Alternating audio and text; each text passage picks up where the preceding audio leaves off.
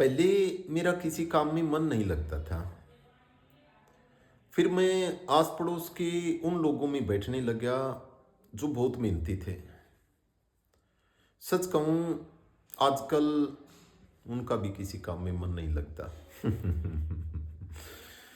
एक मेरी स्टूडेंट हैं सीमा सारस्वत। कल क्लास में कह रहे थे कि सर, आप क्लास में तो बड़े बेली एक लाफ्टर या बड़े खुल के हंसते हैं और वीडियो में तो बस इतना ही करते हैं। ये ऐसा क्यों करते हैं आप? कहने लगे कि सीमा, ये आप इसको प्रोटोकॉल कहिए या मैं सोचता हूँ कि इतना ठीक ठाक ही रहता होगा। दोस्तों, मैं जनरली आपसे कमेंट करने के लिए नहीं कहता हूँ, पर आज थोड़ी सी ज़रूरत है, इसलिए भाई प्लीज़ बताना, ताकि मेरी एनर्जी है वो ढंग से चैनलाइज हो सके and I can work exactly what you want. You know that most of my videos, they are mostly in Hindi. In the beginning there is a shairi, and after that there is a small concept which I try to make it clear before you. My modus operandi, it means that my mode of operation and my way of speaking in the classes, that's totally in English. Not totally in English, but sometimes it's bilingual one, that's according to the requirement of the student it is. When I feel that there is no need to speak in Hindi, so that at the time I speak in Hindi too, but I'm more comfortable in English. So I was just planning that I should make videos even in English, so that who are my regular viewers and who is my audience, so they can better understand this. Because we know very very well that listening is very important one. So sometime I think that I should make a bilingual video. So please comment about this one. And now I'm going to tell you a story. Actually, I'm planning to tell the whole story in English, and if it will be needed that in Hindi it should also be suited, then I'll see that one. So would you like to listen a story? Please listen it, because I'm not going to use very complicated sort of word, and each and everything you will understand in a very proper way, I'm sure. So let me start my story. So what was there that the story is all about overthinking. What's the title of the story? Overthinking. It means that when we think too much, when we think too much, without any reason, without any logic, quite illogically we start thinking, and it becomes a part of overthinking. So how the story goes that there was an old man.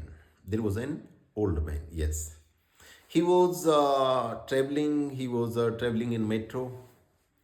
He was sitting on his seat. Are you getting well?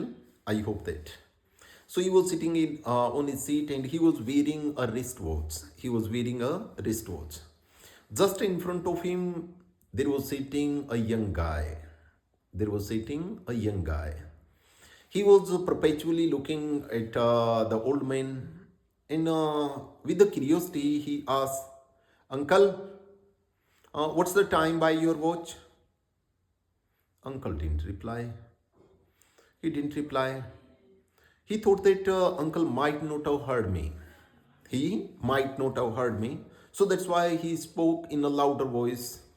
"Uncle, what's the time by your watch?" But even this time, uncle didn't reply anything.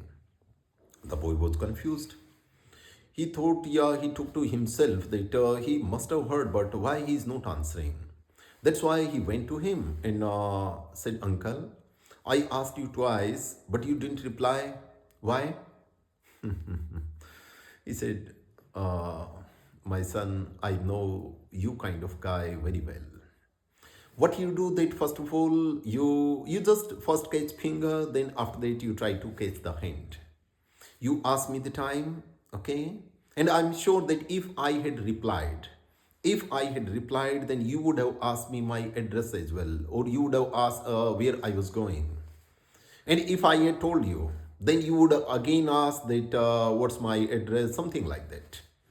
And you may or you could pay a visit anytime to my home. And if you pay a visit to my home, naturally it's my ethics is that I should serve tea. But I don't know how to prepare tea, so I must have asked my daughter to prepare tea. And if she would bring tea naturally, then you will look at her, and this is the possibility that you may fall in love. And if you fall in love, then I'll be bounded to marry my daughter with a guy like you. But beta must keep in mind, I don't like to marry my daughter to a guy who is not having his own wristwatch. प्रणाम दोस्तों। एक बार बताना भाई।